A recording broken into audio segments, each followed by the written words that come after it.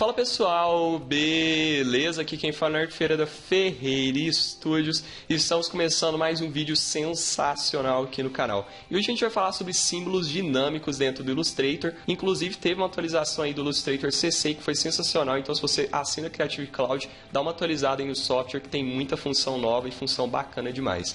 Então para a gente começar é o seguinte, eu vou vir aqui na minha área Window e eu tenho uma opção chamada Symbols ou Shift Ctrl F11 e vai abrir essa janelinha aqui para você, onde você pode criar e fazer todas as alterações em relação a essa propriedade. Como que funciona? Eu vou pegar um objeto meu, vou arrastar para dentro dessa área Symbol e automaticamente ele vai trazer uma janelinha pop-up aqui, onde eu posso fazer algumas configurações. A primeira configuração que eu vou fazer é dar um nome aqui, planeta, e eu tenho dois tipos de Export Type nesse caso, Movie Clip e Graphic. Só que isso não interfere aqui dentro do Illustrator, só vai interferir quando você importar esses elementos para dentro de um Flash da vida, por exemplo.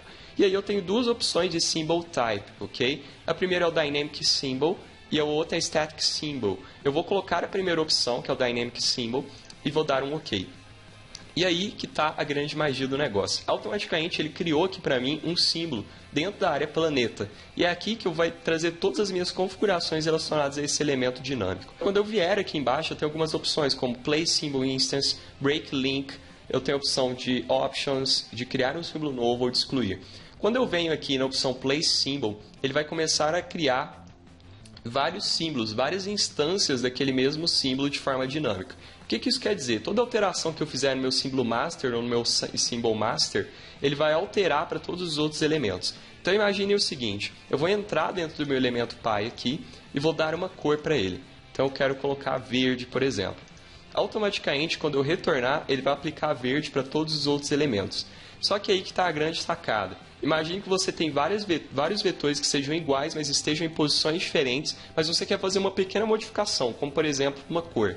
E aí que entra a grande sacada dos símbolos dinâmicos. Eu consigo modificar essa cor de forma que isso não seja atribuída a todos os elementos, mas seja atribuída somente a alguns elementos que eu queira.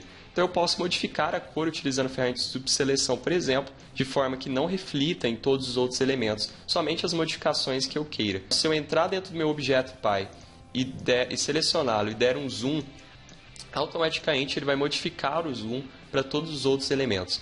E se eu entrar dentro do meu objeto Pi e modificar, por exemplo, somente a cor, vou colocar aqui um vermelho, por exemplo, quando eu retorno, ele modifica a cor, na verdade, somente para aquele elemento que não sofreu nenhum tipo de modificação anteriormente. Então, nesse caso, ele modificou a cor porque os outros elementos aqui já tinham cor, mas esse não tinha sofrido nenhum tipo de modificação. Então, isso que é o mais legal dos símbolos dinâmicos. Você consegue modificar uma forma que pode ser genérica para todos, ou você consegue criar modificações que sejam únicas para cada elemento e não reflita de forma geral em todos os outros elementos.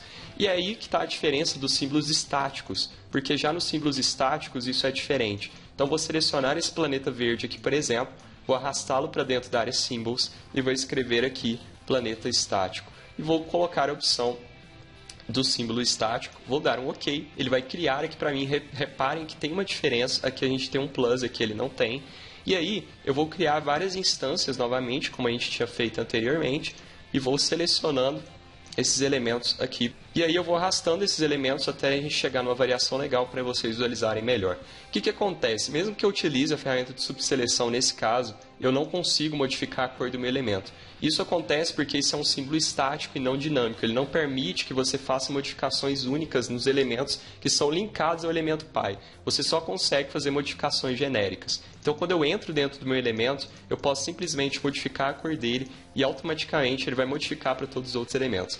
Então, se você quer uma modificação genérica, utilize o símbolo estático. Se você quer uma modificação que seja dinâmica, ou seja, ela seja genérica, mas tenha algumas especificidades de modificações em alguns elementos, utilize a modificação dinâmica, ok? E é isso que é o mais legal. Aqui, por exemplo, eu consigo excluir um símbolo, aqui eu consigo criar um símbolo novo, igual a gente viu agora.